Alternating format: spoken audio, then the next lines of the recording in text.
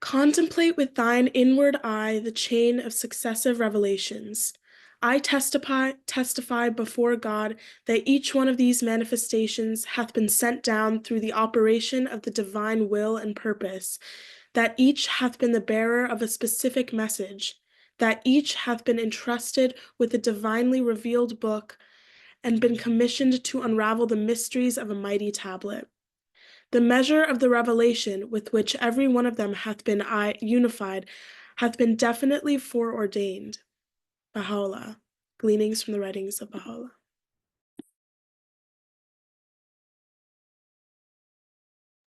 Thank you. So today we're really happy to have Mr. Harold Rosen as our speaker, and his topic is Eye to the Ages, a Baha'i view of humanity's past, present, and future. Mr. Harold Rosen is a community interfaith educator. He was a Unitarian minister for 25 years and became a Baha'i in the year 2000. He was the co-founder of the Abbotsford Interfaith Movement and the North Shore Multicultural Society. He served as president of the Multifaith Action Society for 6 years and has attended several international interfaith conferences. He has master's degrees in education, philosophy, and religious studies. Since the year 2000, he's designed and taught over 200 community courses on subjects such as world religions, civilizations, cultures, comparative ethics, and worldviews. He's the author of Founders of Faith and Eye to the Ages, which are books on major world religions and civilizations. So with that, I'll hand it off to Mr. Rosen, and I'll share your PowerPoint. Thank you so much, Paymaneh. I really enjoy this series, the Bahá'í Faith Modern Perspectives. I've been here as an observer many times and got a great deal out of it. I love the way you've set it up. So yes, I want to talk about Eye to the Ages, and this is a book. I put my email address here in case someone wants this slideshow sent to them, or in case you want to hear about a 3-day conference on this same topic, Eye to the Ages. That would be a 15-hour, 3-day conference on this same topic. Today we'll do it in 90 minutes. My plan is to talk about 45 minutes in 4 parts. This first part I'm calling Introduction and Overview, and I'll talk a little bit about my background in the Baha'i Faith, etc. The second part is on humanity's past. That's 10 slides in addition to the first 8. And then we'll look at part 3, humanity's present, 4 slides, and then humanity's future, 6 slides, for a total of 28 slides. And I'm really looking forward to comments, questions, polite complaints, alternate views, etc. Okay, let's look at the second slide. This is a little bit more about my background. I was a Unitarian minister, and I evolved into a community, a Baha'i community interfaith educator, touching in various fields: philosophy, psychology, sociology, education, comparative religion. Became a Baha'i in the year 2000. I've been very involved with interfaith dialogue and cooperation, ethics, social justice, world history, a relatively new interest of mine over the last, say, 15 years. And now I'm looking a lot at comparative justice. Okay, let me introduce the Baha'i Faith briefly. I've done a lot of study of world religions, and when I was investigating the Baha'i Faith, I was, concerned about especially the theme of the Baha'i Faith and the founders of the Baha'i Faith, and also the teachings. Can we go to slide 3? Slide 3, if possible. Yes. So I have here, I just want to touch on briefly on these 3 things: theme, founders, and teachings. The central theme is unity, the unity of God, of religion, and of humanity. Even though there's quite a bit of diversity in thought and expression of these 3 things, God, religion, and humanity, the Baha'i Faith claims that they're all essentially one. God is one, religion is one, and humanity is one. Here are the sequence of authorities in the Baha'i Faith. The forerunner called the Bab, or the Gate, and this was in the middle of the 19th century in Persia. His mission was 4 years. 1844 to 1850. Baha'u'llah is considered the founder and the promised one of all ages. His declared mission was from 1863 to 1892. His successor was Abdul Baha. Baha'is call him the exemplar and the center of the covenant, and he was head of the faith from 1892 to 1921. Followed by Shoghi Effendi, who we call the guardian, the architect of the administrative order, head of the faith from 1921 to 1957. The Universal House of Justice became the highest authority of the Baha'i faith from 1963 on to today. Okay, let's look at the fourth slide. And this is a statement of the basic principles, the teachings of the Baha'i faith, as formulated by the guardian, the fourth of those 5 authority figures. I'm just going to read them without comment. The independent search for truth, the oneness of the entire human race, the basic unity of all religions, elimination of all forms of prejudice, harmony between religion and science, equality of men and women, universal education, the adoption of a universal auxiliary language, the abolition of the extremes of wealth and poverty, the institution of a world tribunal, the exaltation of work in the spirit of service to the rank of worship, justice as the ruling principle of society, religion as the protector of all peoples, and universal peace as the goal of all humanity. Just a brief comment on these principles. I understand that if we, humanity, were to begin to adopt and implement the first 13 principles, that this would lead to universal peace, what humanity has always aspired to. The 12th principle here, justice as the ruling principle of society, is something I'm especially interested in and doing a lot of research and writing and teaching on these days. Okay, let's go to slide 5, which mentions that, this book is a sequel to my first book. In my first book, Founders of Faith, I was looking at 7 faith traditions and the founders of them and their basic teachings and the patterns that were quite similar among those founding figures. I to the Ages is about world history, the flow of history, the patterns of history, the rise and fall of civilizations. Comparative religion and the Baha'i faith taught me that world history is more than war and technology. In fact, a confession is that I hated the field of history for quite a number of years because it seemed to be dominated by concerns of war and technology. But through Baha'i writings and comparative religion, I've discovered that history could be looked at as about human advancement under divine guidance and regressions therefrom, and then the recovery of divine guidance. It's a story of hope when interpreted with Baha'u'llah's eye to the ages. And that's kind of what I mean by eye. The eye is Baha'u'llah, or the eye is looking at world religions in a very respectful and a deep way in terms of their connections and their grounding. Let's look at slide 6. This is a brief statement of the thesis of the book Eye to the Ages. History is the rise, fall, and progressive renewal of civilization. In other words, prophets, capital P prophets, offer revelatory guidance, generating the advance of civilization.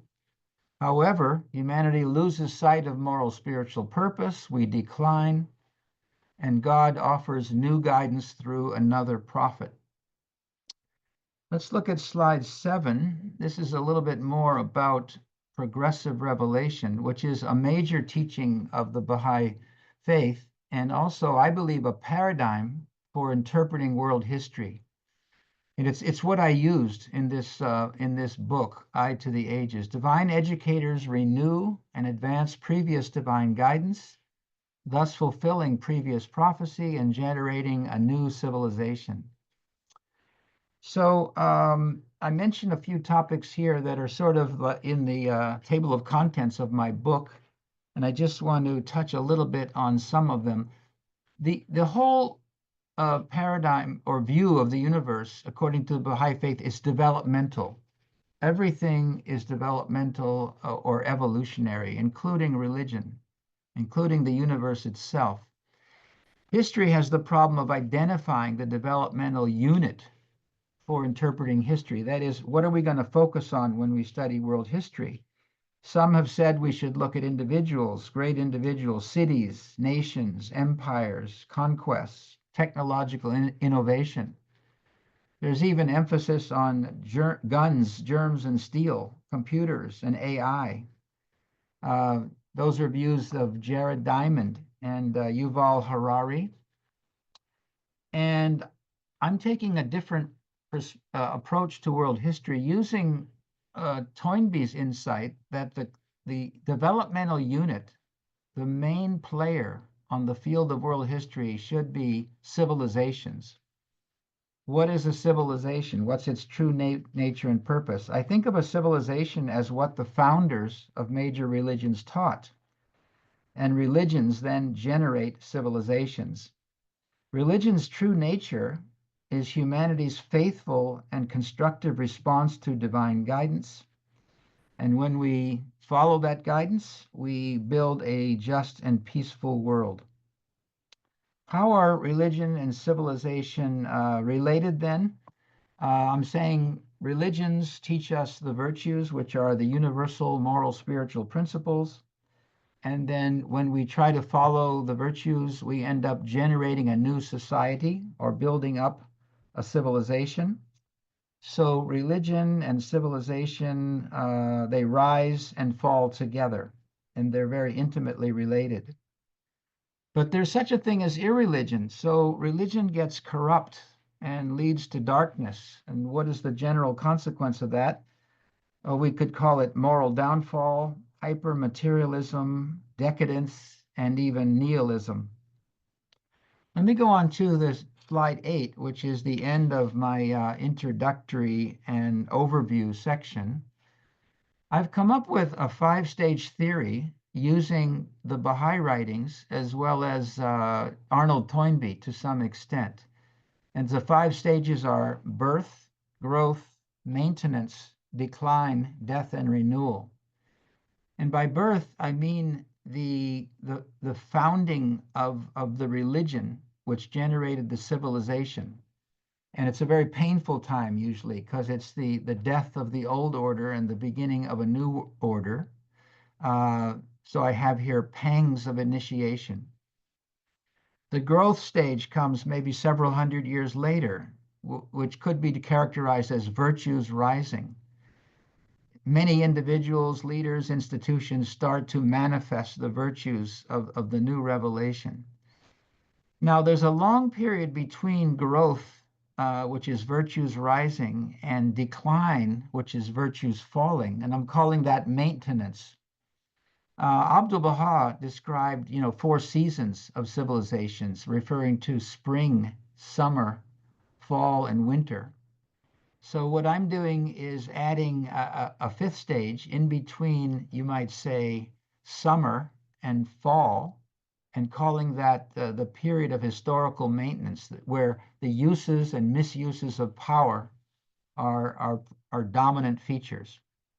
So Arnold Toynbee convinced me that we need to put something in between the growth of a religious civilization and the time when it starts to decline. That can be a long period of time, perhaps 1,000 years, maybe longer, maybe less, during which the uses and misuses of power are key dynamics. In other words, there are reforms, digressions, more digressions, and the civilization is large and has to deal with the dynamics of power. Then the 5th stage, which corresponds to winter, would be death and renewal, the end of the old order and the reemergence of divine guidance in the world. Whether or not the people of the previous religion are aware of that, there is still a kind of renewal, I believe, after the death of an old religious civilization. So this is the 5-stage theory developed from looking at timelines of major civilizations. Okay, now let's move to the second part of the slideshow. Yeah, this is looking at humanity's past. We have 10 slides to look at. And I'm looking here at Baha'i and other concepts of historical development. In other words, how has humanity actually looked at our progress across the ages? And there's two big concepts here to be brought up: the cyclical view and the progressive view, or linear view. In the cyclical view, it says that there are patterns that repeat themselves, and the progressive view says there's progress in a consistent, observable way. In the Baha'i view, I'm quoting Mujan Momen here. In the Baha'i view of time, cycles of advance and decline affect human affairs. Perhaps, therefore, it could be best described as spiral rather than as linear or cyclical. So from a Baha'i perspective, there are cyclical patterns in history as well as linear progressive ones. As a matter of fact, and I'm going to try to show in the next few slides that humanity has always combined both of these points of view, cyclical and progressive. I'm also pointing out religion, generally understood, if we mean by religion spiritual understanding, and science, understood as physical understanding, they have developed an ever-widening spiral patterns through the ages. So I'm seeing very similar patterns in the development of our spiritual and our material development across time. Okay, let's look at slide 10. Slide 10 is a very quick way of summarizing concepts of history. Indigenous views of origins, transformation, and destiny look something like this. There's a concept of a sacred tree, or the fount of all wisdom, which is followed for a while. Then there's decline, then holy ones come, then there's rises and declines, leading to eventual renewal and unity. Chinese views of history.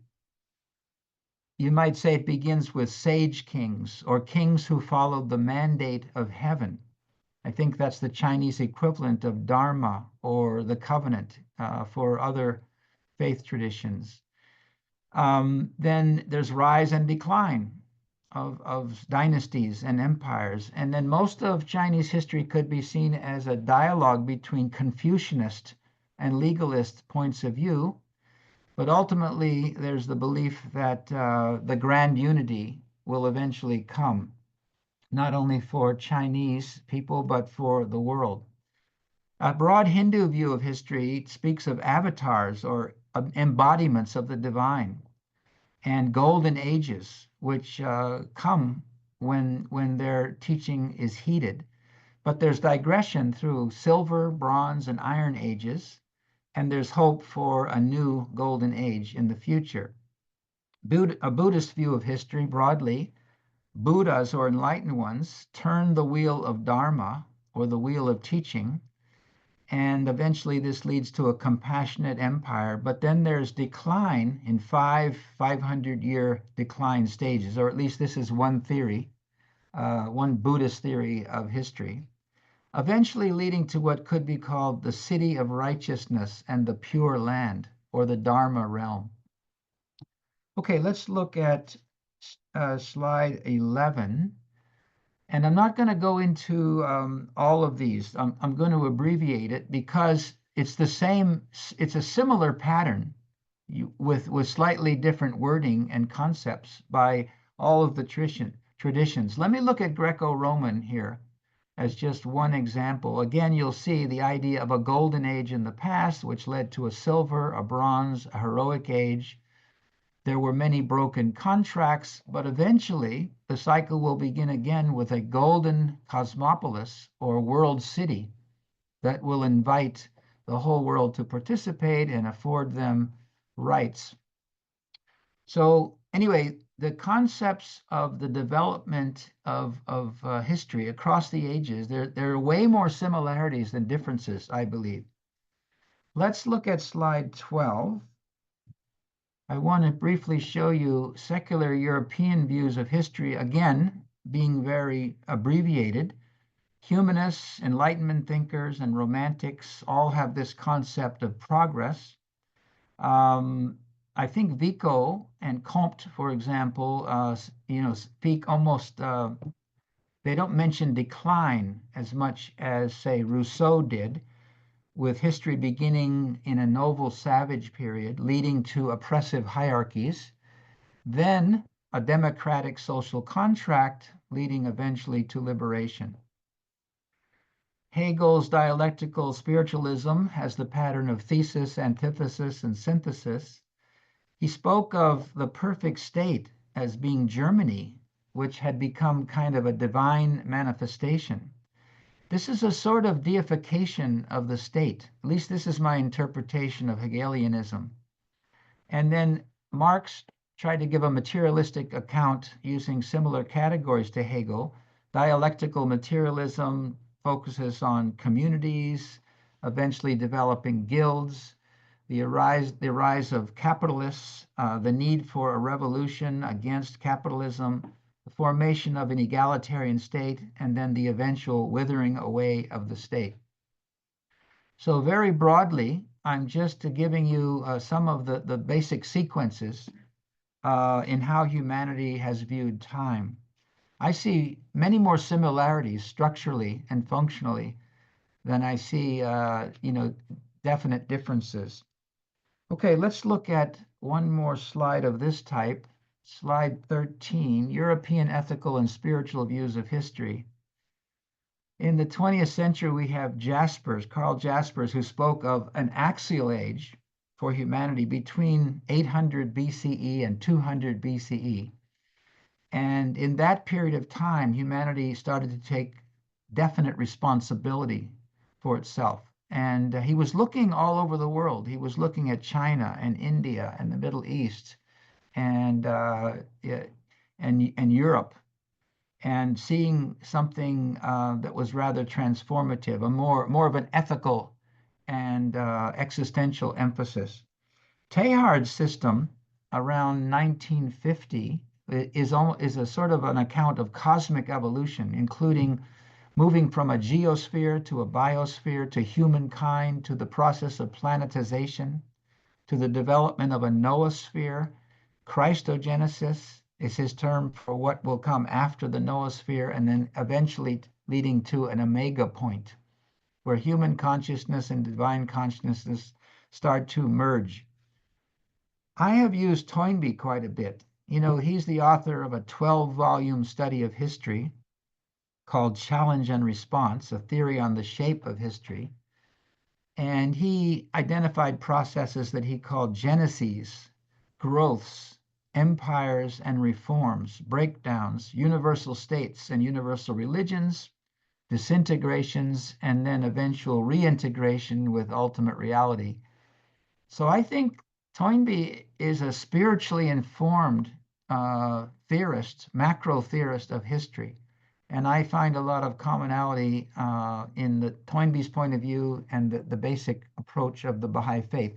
It's basically saying civilizations are the agent of history, and they have a lifespan, and divine guidance is significant part of the rising of civilization. Spiritual vision is what generates the 31 civilizations that Toynbee identified.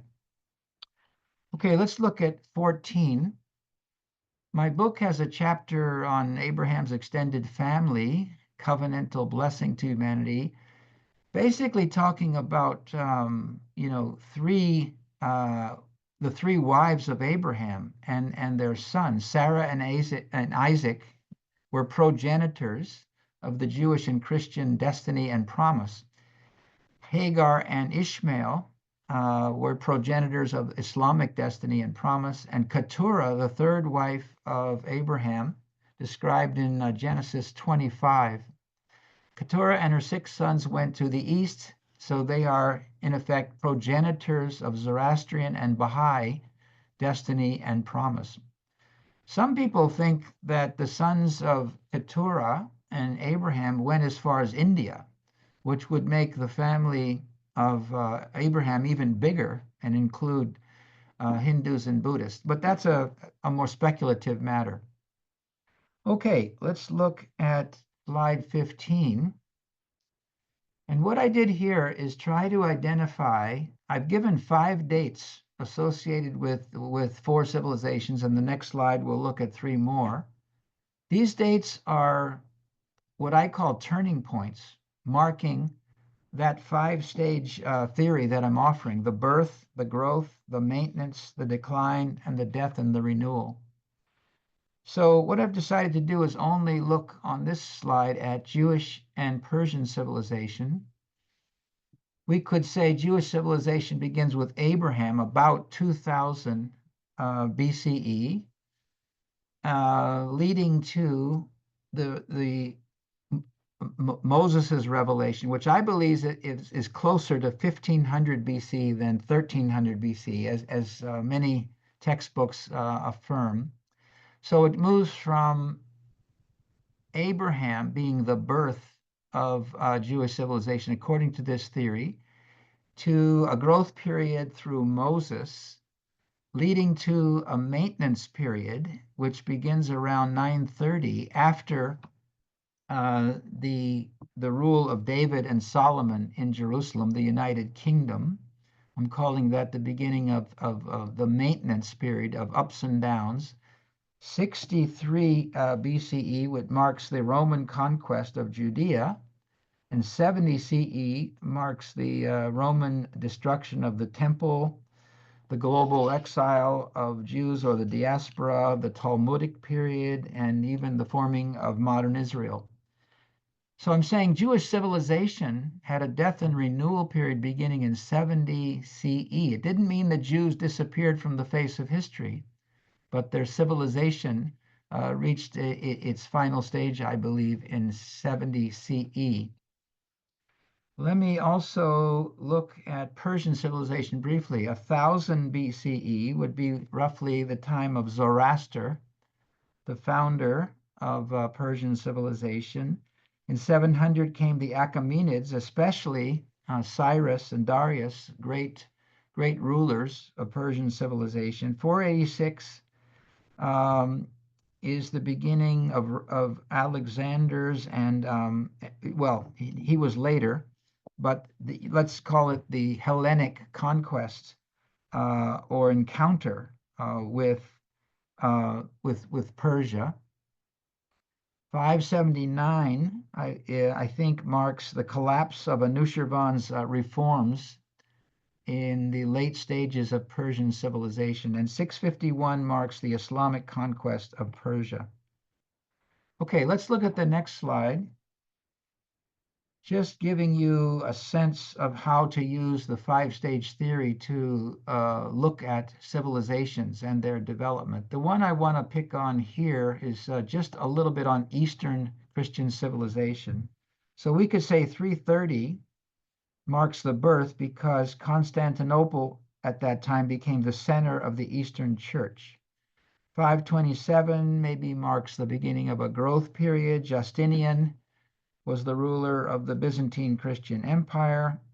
858 marks the time when Photius reshaped and expanded the Eastern Church, especially in its movement into Russia.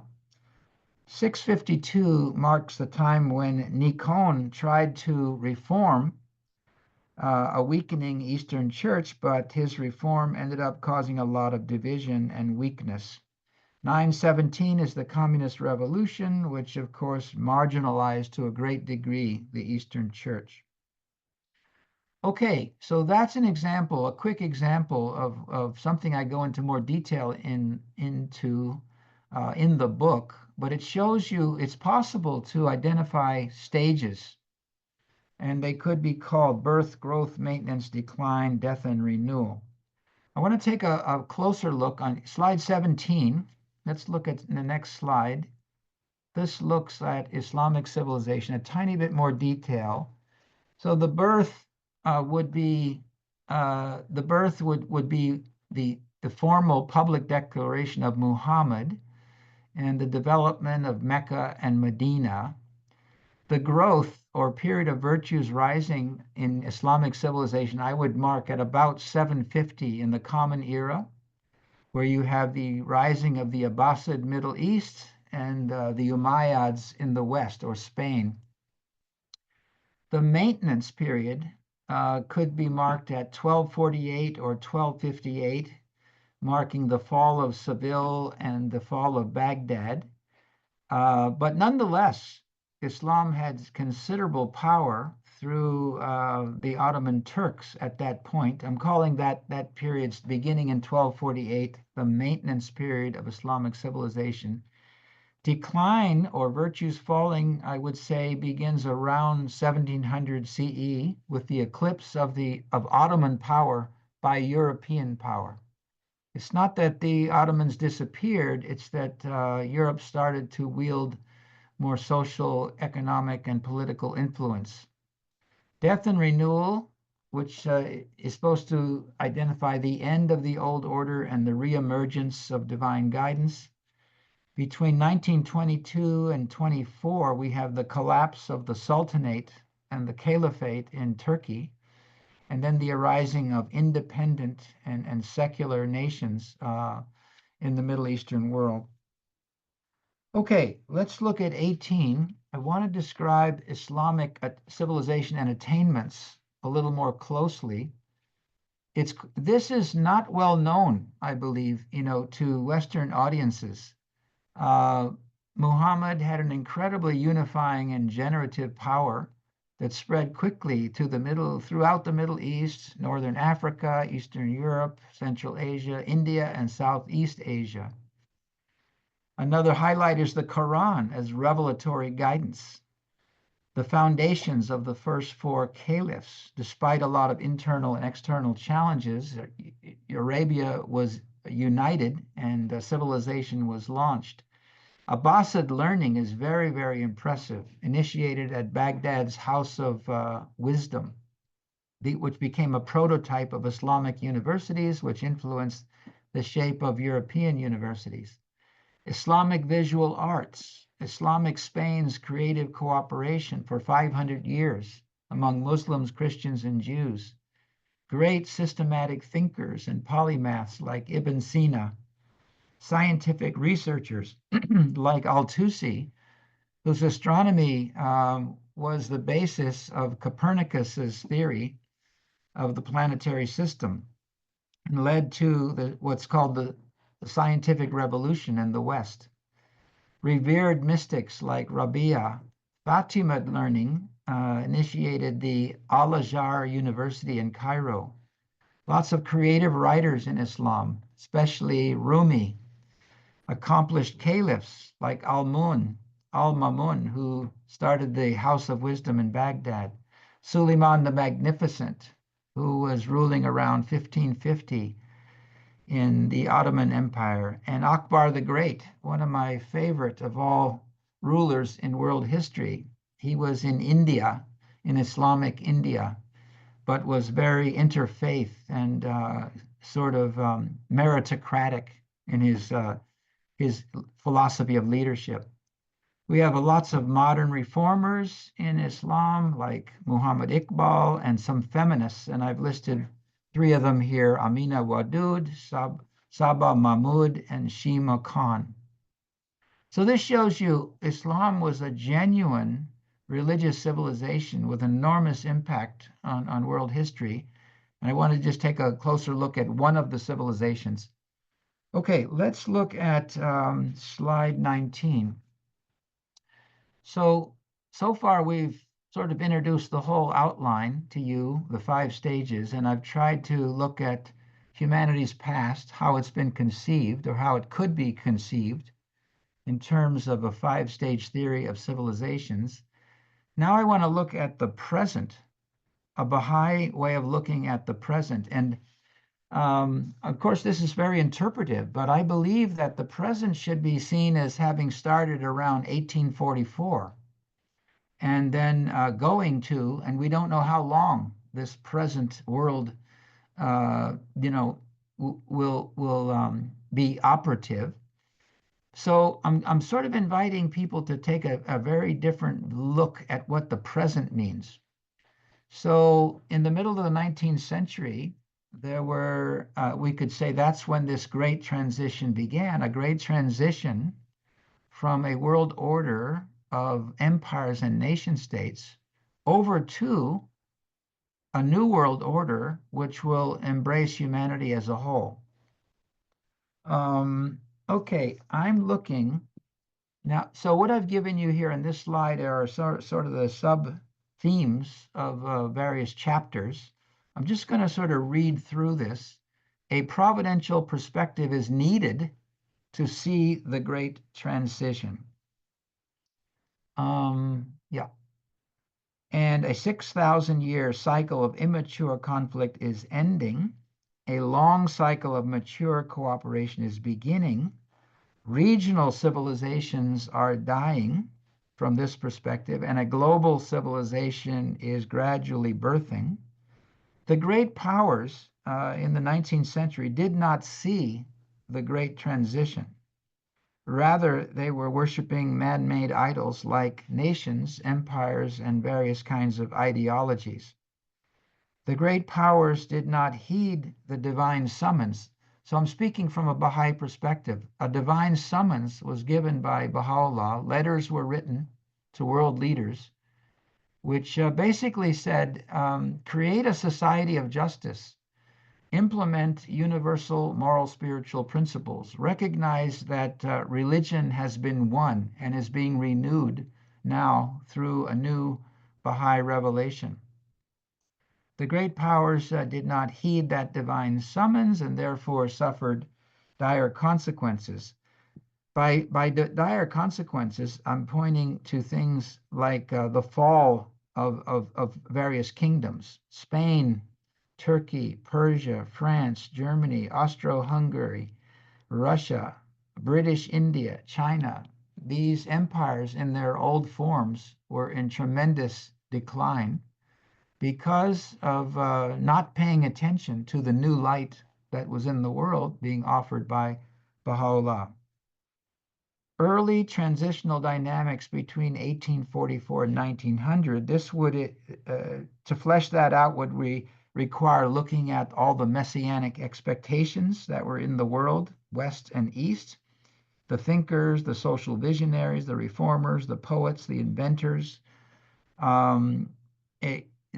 There was lots of secular expectation, you might say, for a whole new world in the late 19th century. And the Baha'i faith itself was developing during that time. So to flesh that out would require, looking at the ministries of the Bab, Baha'u'llah, Abdul Baha in much greater detail. I find it fascinating that in 1862, these words were uttered by Julia Ward Howe. Mine eyes have seen the glory of the coming of the Lord. From a Baha'i perspective, that looks very prophetic. That was, so those words were written 1 year before Baha'u'llah declared that he was the promised one of all ages who was going to bring about a global civilization for all of humanity over, several centuries as his guidance began to be implemented. Okay, let's look at slide 20. Here we're still looking at the present in this broadened sense. I'm thinking of 1844 to say, 2044. The present could be 6 or 7 centuries. It could be 2 or 3 centuries. There's no specificity about this in the Baha'i faith. The darkness and light theme. You've heard these words by Charles Dickens. It was the best of times. It was the worst of times. It was the season of light. It was the season of darkness. This is how he began the book, A Tale of Two Cities, depicting London and Paris back in the 1780s. So he was describing it as the best of times and worst of times. I look at the 20th century as this, as the best of times and the worst of times. If you ask how did the world see itself in the year 1900, you could say the West was on a high plateau of self-satisfaction, but much of the rest of the world was languishing. Africa was languishing, Turkey, Persia, India, and China. Ideologies filled the moral spiritual void left by dying civilizations. I want to say a tiny bit about that.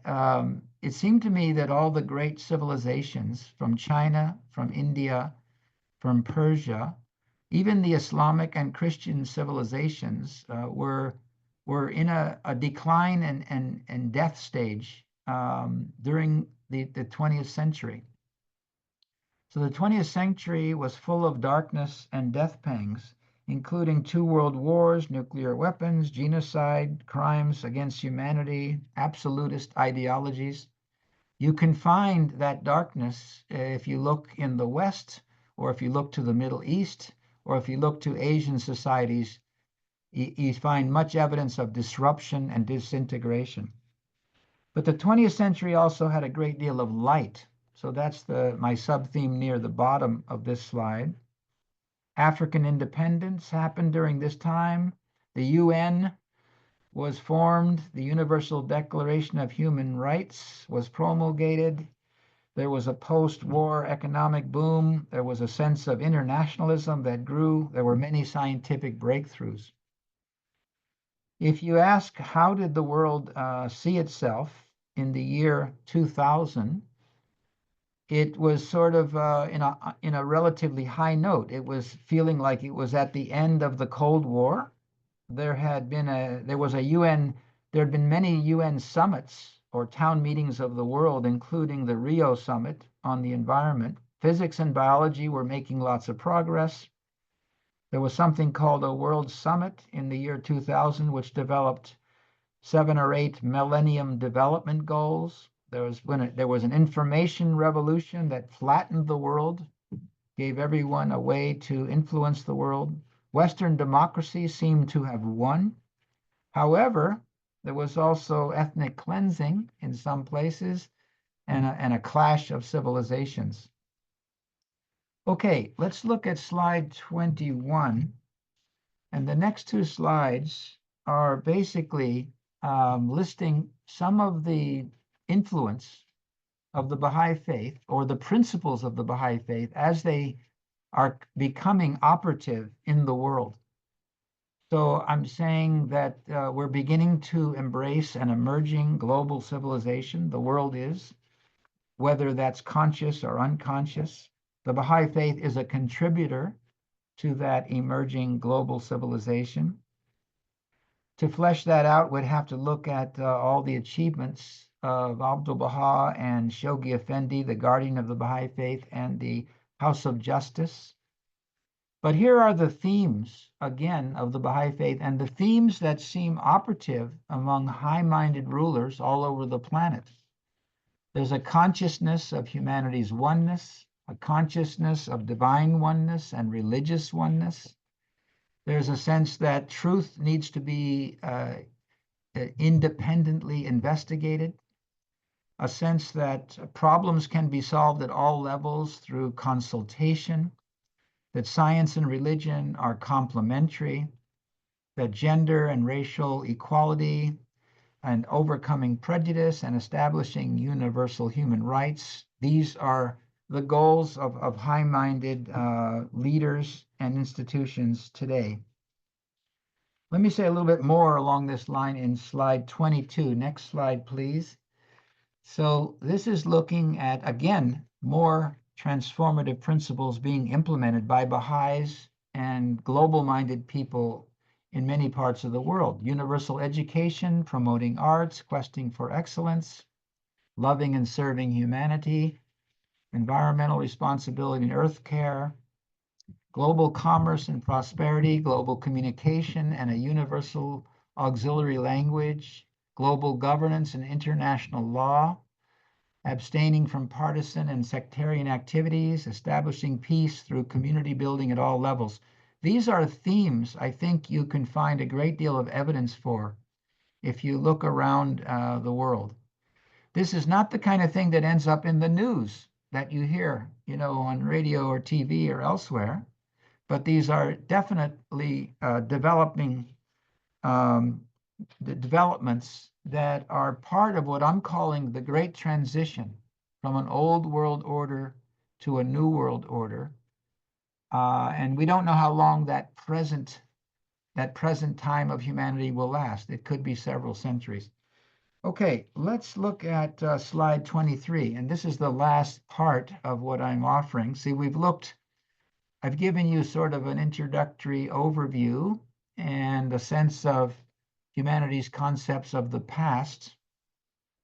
And that we looked at the present, broadly defined, from a Baha'i perspective. Now I want to look at the future, which is about the promised one and the promised day for humanity.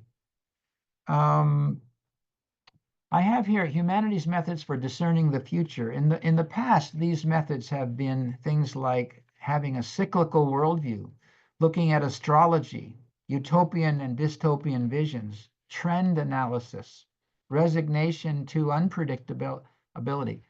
So I think all of those methods are inadequate.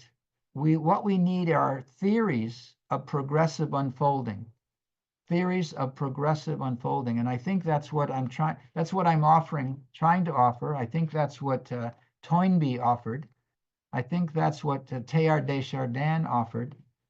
You find people trying to offer that today.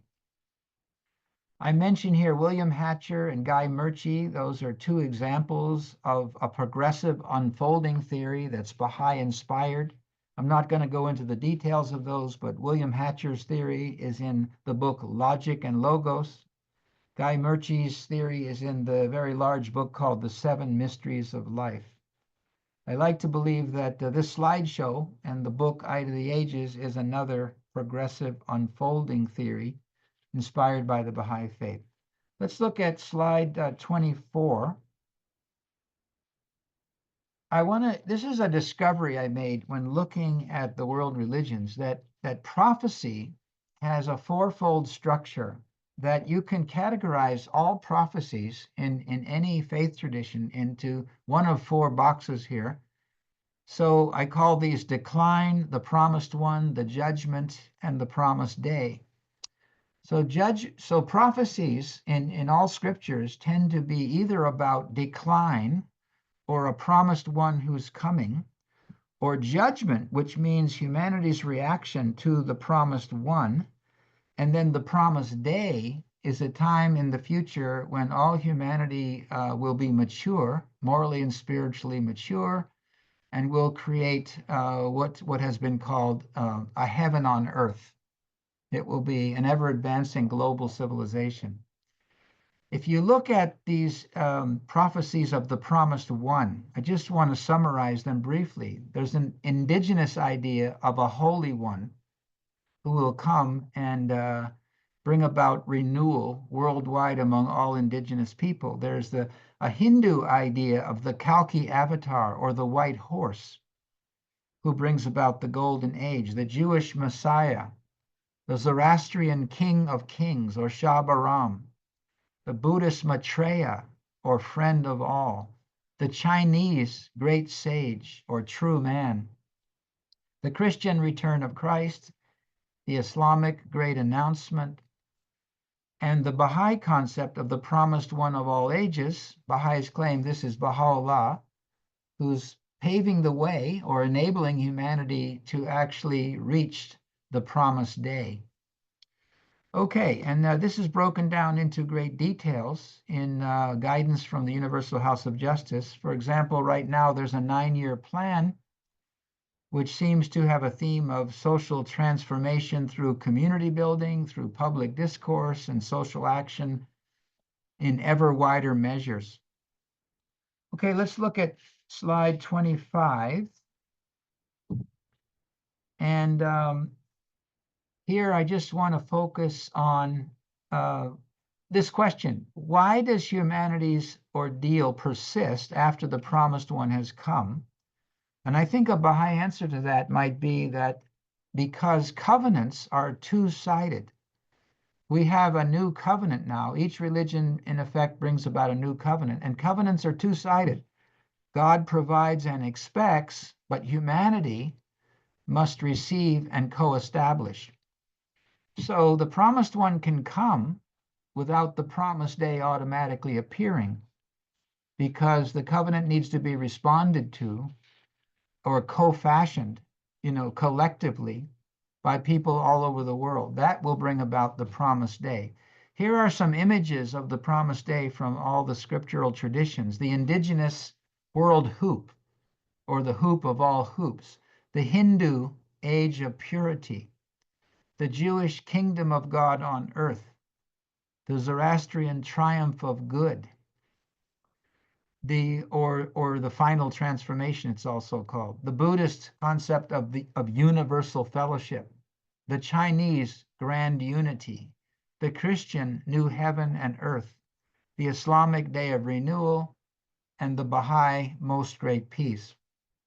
So I believe all of these images really are one. They're pointing to one reality, one big promise that humanity has been given by God down through the ages at different times in different places with different metaphorical contexts and historical contexts.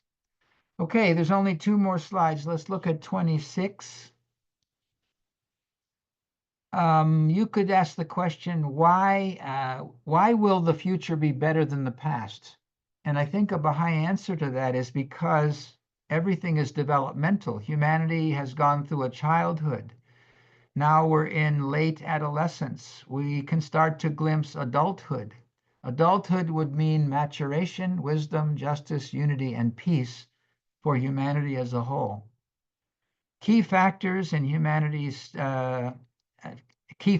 stages in humanity's future development. The Baha'i Faith talks about the heroic age, the transitional age, and the golden age. The heroic age is between 1844, or the Bab's Declaration, the beginning of the Baha'i era, to 1921. That began the transitional age. We don't know how long that'll last. It could be several centuries. And that would be a political achievement to bring about the lesser peace. Baha'is call it the lesser peace, a politically attained peace in the world.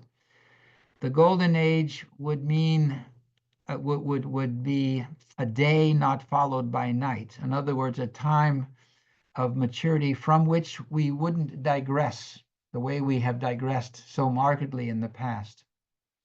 And Baha'is do not say they know when that golden age will begin. Let's look at 27. There were a few things I were going to read. I'm only going to read a little bit of one of these. A summary of the images of the promised day. I'm summarizing in my language those images. Rainbow nations will be served by one flowering tree. Spears will be beaten into pruning hooks. The lion will lay down with the lamb. Minds will become as pure as crystal. Good will triumph over evil. The city of righteousness will be built. The people will abide in a pure land, walking the path of truth. There will be a new heaven and a new earth. God will dwell with his people. The seas of separation will disappear. The meek and the righteous will inherit the earth. The roads will be safe. New arts will bloom of loftier mold. Glory and splendor will abound, and the brightness of day will no longer be followed by the darkness of night. These are scriptural images, and I put them together, in one package for you to show how much inspiring imagery there is in the world scriptures. Now, okay, let's look at the last slide, 28. I mention here the guardian, Shoghi Effendi, the architect of the administrative order in the Baha'i Faith, has a spectacular image of the future that's at the end of 2 of his books. One book is called The World Order of Baha'u'llah, another one, The Promised Day Has Come. And I just want to summarize some of the images he says, and these are things he thinks will happen. And Baha'is have faith that these things will happen as part of the lesser peace. There will be a mechanism of world intercommunication with marvelous swiftness and perfect regularity. There will be a world metropolis acting as the nerve center of a world civilization. There will be a world language that is either invented or chosen. A world script will facilitate understanding. Science and religion will be reconciled. The press will give full scope to diversified views. Economic resources will be fully utilized and markets coordinated and developed. National rivalries will cease. The causes of religious strife will be permanently removed. Destitution and gross accumulation of ownership will disappear. And eventually we will have a world federal system that will embrace both East and West, in which force is made the servant of justice. Okay, that's just some of how the Guardian says the future will emerge. And he mentions some things that are going to happen after. So those will lead to what's called the lesser peace, followed by the most great peace. And then the Guardian gives some of these images. The kingdom of the Father foretold by the Son will be firmly established. A world civilization will be born. The everlasting covenant will be fulfilled. The promise enshrined in all the books of God will be realized. Then will the planet be made the footstool of the divine throne, the earthly heaven. And let me just finish with these two short quotes about the future. As the grace of God is limitless, so too are the perfections of man, though we, that is humanity, can never reach the degree of divine lordship. Peerless is this day we're living in, this several hundred years that I call the present. Peerless is this day, for it is as the eye to past ages, and as a light unto the darkness of the times. This day a door is open, wider than both heaven and earth. Okay, thank you, friends, for that much attention. Let's go back into the gallery view. And sorry, it was about 10 minutes longer than expected. It's not easy to summarize world history in an hour, but that's the best I can make, best I can do with that task. Over to you. Hey, Monet. Thank you so much. That was a really great talk. Now we have time for questions and answers, and people can put their questions in the chat. We already have some. So the first question is, how do you even begin a conversation like the one today with someone who either doesn't believe in God or doesn't see value in religions other than their own? Yeah, a quick response.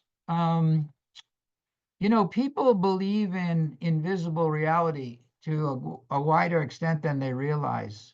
For example, what's running our body is something that we call our mind or our soul, and we can't really see it very well. I mean, some people say, well, that's the brain and we can see that. But the brain and the mind we're starting to realize there's a little bit of a difference. Also, science itself is full of faith. Science assumes there's some kind of an order, capital O order, that it can discern. Hypotheses in science are said to come out of the blue. Where is the blue?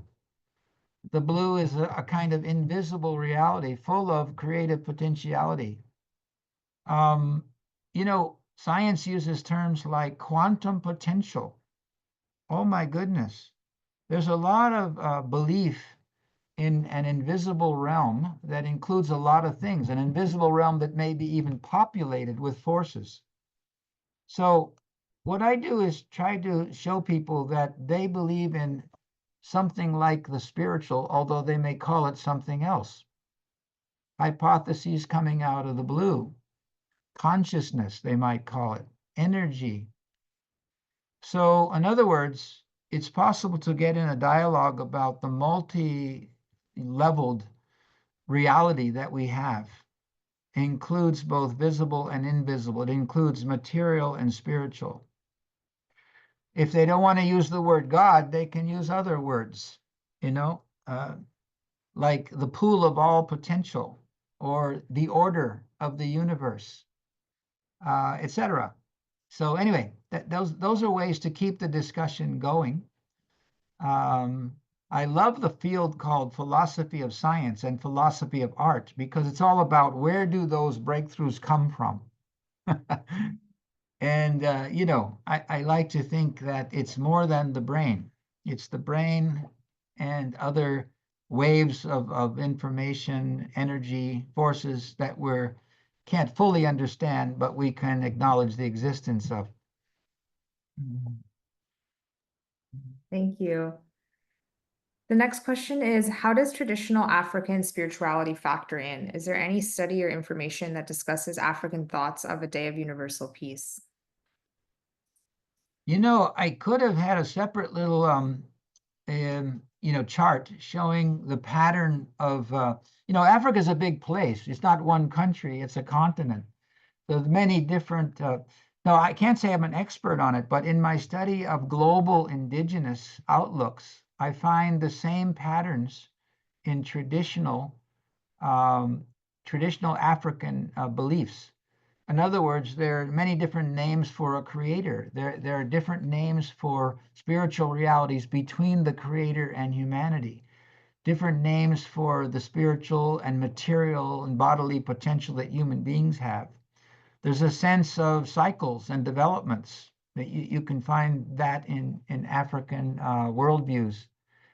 It's not so easy to research them, but I think I see the same pattern in African worldview and religion and philosophy that I see in indigenous concepts worldwide. And they, to me, are quite parallel to the philosophies of development you find in the great religious civilizations, right? So again, but I have the problem. I see more similarities than differences. Differences are there, but I see the forest, and I don't let the trees get in my way of seeing the forest.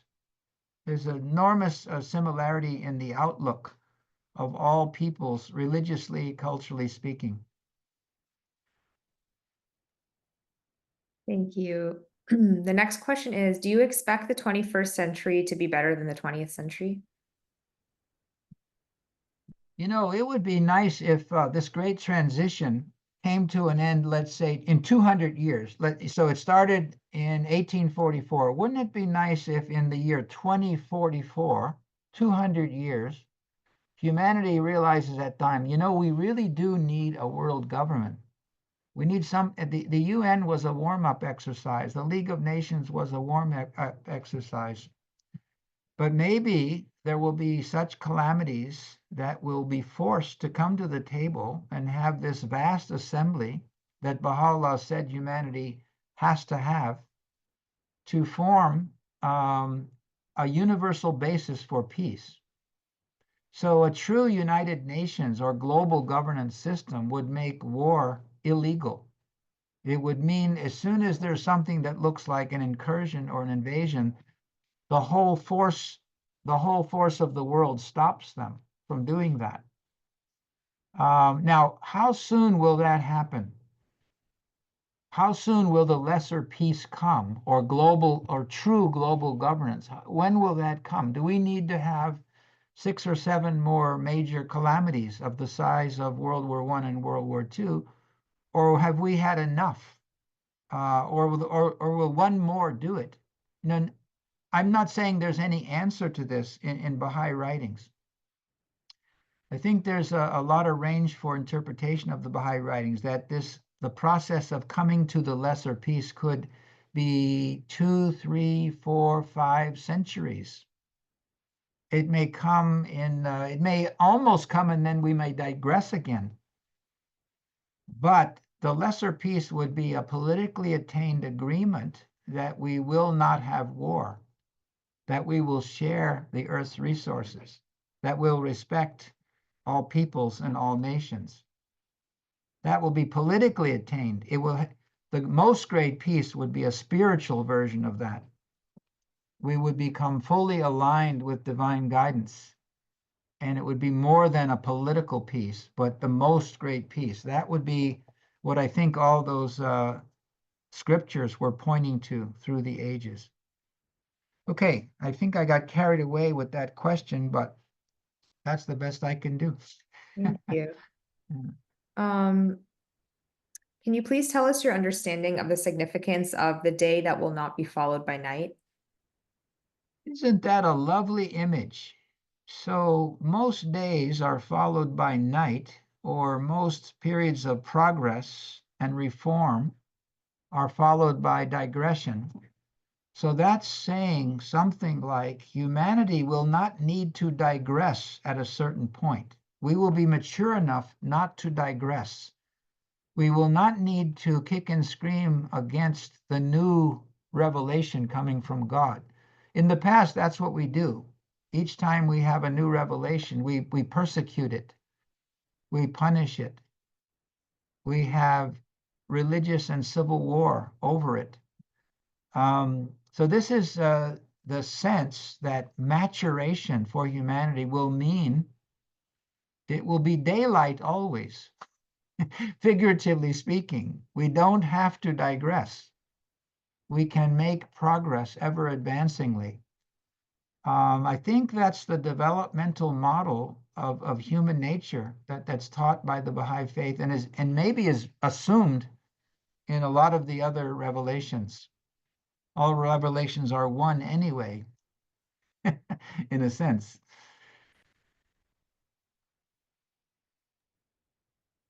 Next question is, science, quantum physics indicates that we co-create our reality. If that is true, we need to have peace within before we can see peace in the world. What are your thoughts on that? You know, I used to worry a lot about within and without, whether to be so psychologically oriented or sociologically oriented, looking in, looking without, environment, human nature, personal and collective. I now see these things as all one big circle. So we need to do both. Um, so anyway, yeah, I don't know what's all behind that, but I think some people have a model of the future that says we all have to individually become enlightened or have higher consciousness, and then that will leap suddenly to the collective order. And I don't think it's as smooth as that. I think that as we work on our individual enlightenment, we have to also be contributing to a more just and peaceful social order at the same time. I don't know how we can be fulfilled by going on an inner journey and not also an outer journey, or an outer journey only without an inner journey. We seem to need both of those. Anyway, that's a response to what I think is being pointed to there. Thank you. The next question is, how is history individual and how is it collective? How can history be studied, understood, or discussed in relation to our present condition as individuals and in the context of world civilization, respectively? Yes. Well, I ended up siding with Toynbee that the proper unit to study, and when you look at history as a whole, is a civilization. So I came to that view. It doesn't mean that individuals are not important. So I hear Baha'i writings say you have to look at individuals, institutions, and communities. Those three are the protagonists of the New World Order. They're equally important in a sense, or they depend on each other. So I think the Baha'i Faith is asking us to think holistically about this. In terms of history, yes, individuals are important, and individuals today are important. Every individual is important. But community building and forming just and peaceful and consultative institutions is extremely important. We can't build this new world order either with individuals only, or communities only, or institutions only. But we seem to need all three.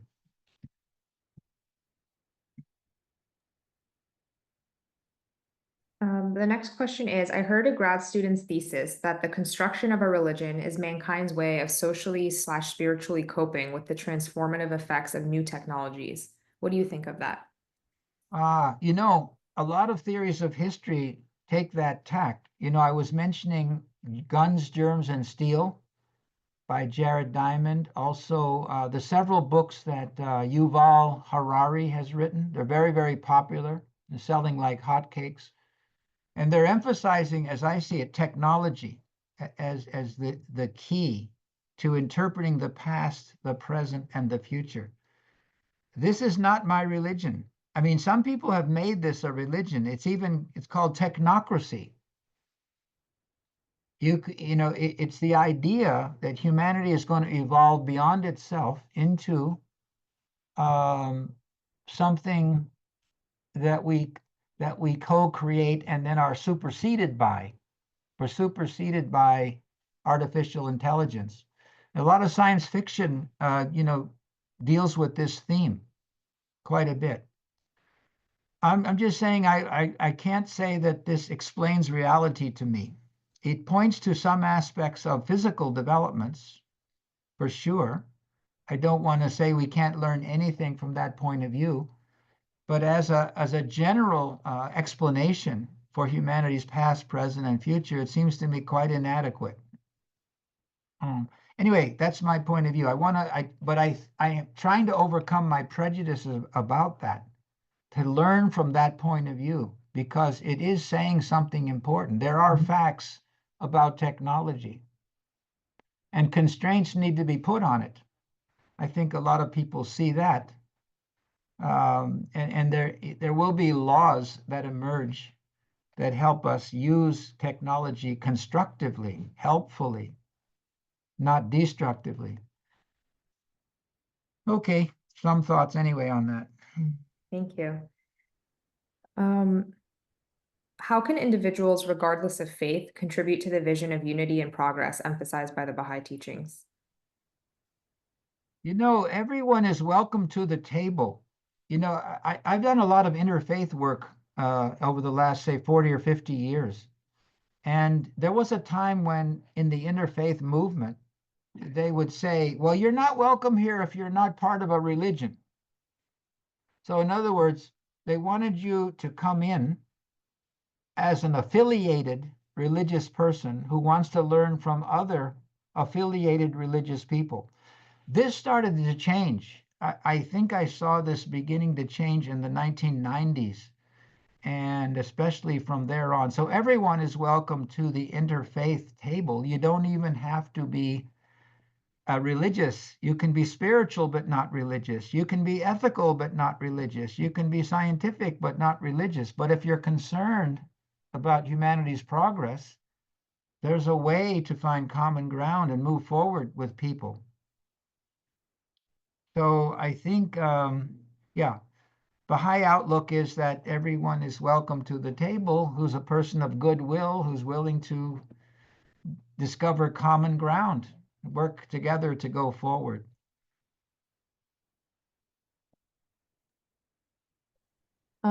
What inspired you personally to explore this topic, and how has it shaped your understanding of humanity? You know, I mentioned that I used to hate history. This is rather embarrassing. I didn't like that subject because it seemed to be all about war and man's inhumanity to man. Who wants to study such a thing? I had better things to do. But see, gradually, I started to study religions more deeply, and I noticed religions have a history. Religions have contributed to history. Religions inspire art. Art also influences history. Religion at its best encourages learning and science and development, et cetera, et cetera. So I started to look at positive things you can study when you study history. I heard a lecture about Arnold Toynbee's point of view given by a Baha'i. You know, this was in the early 90s, and it influenced me a lot. So during the 1990s, I was a Unitarian minister, but I was studying the Baha'i faith very directly and also beginning to look at the concept of history in a different way, as the development of civilizations, which have a lifespan but keep being renewed under divine guidance. That's a very positive story. The Bible could be seen as a positive story. And in fact, as I looked at it, all the religions seem to be telling generally a positive story. There is hope. Humanity can get it. You know, the penny can drop to greater and greater degrees. So anyway, that's a little bit about what led me to looking at history in terms of the role of civilizations in history and the role of religion in civilizations, and the teaching of virtues. That's another way to simplify this. Where do we get these values like compassion, wisdom, justice, peace, service, kindness, responsibility, generosity? Where does all that come from? And it seems to come from religion or spiritual vision. That is what religions teach. When that message is received and starts to be implemented by leaders and institutions, you see a new world coming into existence, a new order, a new civilization. Something historians can point to and say, yes, this was a change. This was a new player on the block. You know, Islam is a fantastic example of that, because no one paid any attention to Arabia until Islam came. Then suddenly, this little wasteland that was between the Roman Empire on one side and Christians on the other and Persians on the other. Anyway, it seemed to a new civilization emerge from Muhammad's revelation. That's a dramatic illustration of the power of religious vision. It creates a civilization which has a deep impact on world history as a whole. Thank you. And how do you suggest people balance hope for the future with the challenges we face in the present?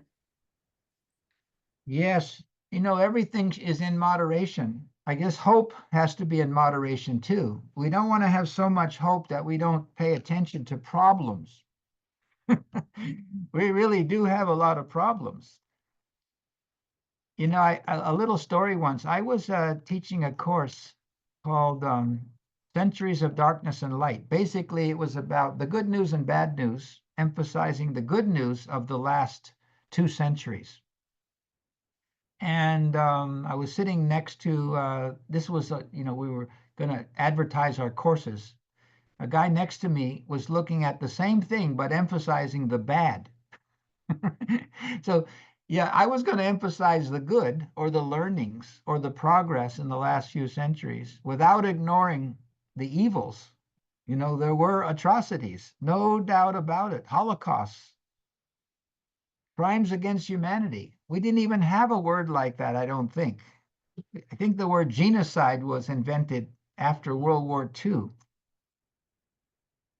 So, yeah, we do have to pay attention to problems and maintain our hope. Both are important. Yeah. Thank you. So I think that's every, does anyone have any more questions? Maybe I'll wait for a second.